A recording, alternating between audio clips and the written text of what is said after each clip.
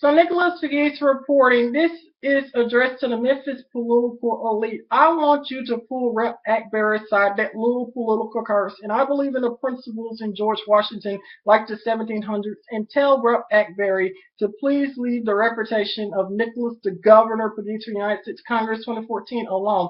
Pull aside those educators at Cordova High School that has attempted to ruin my reputation. Pull them aside and tell them to leave the reputation of Nicholas the Governor for the United States Congress 2014 alone. I do not like those individuals. They always create friction. They always create problems with me as a young Republican. I have information and I know they have created some issues with me. They're, a hex, a wench to my, system of doing things. I'm being very polite, but I have to whip Memphis down like the 1700s for us to wake up to consciousness. They're creating friction with me. I'm being very polite, but pull these individuals aside and say, leave Nicholas alone, because when Nicholas finds out that more friction is created with me, I'm not going to be too polite. Now, I'm being as polite and as cordial as I can be, as a recipient of former President George W. Bush and, of course, President Barack Obama.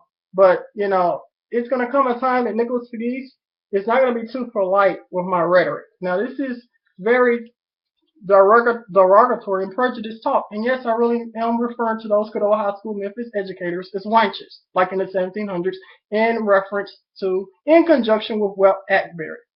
Tell them to leave my reputation alone, and then everything will be fine regarding me promoting diversity with the White House. Everything will be fine with Obama. Everything will be fine with the elite. Put those wenches in their place, and everything can move forward for the good of humanity and the good of planet Earth. So Nicholas Fagis reported, because if Nicholas Fagis gets involved in this once again, Nicholas Fagis is not going to be too kind.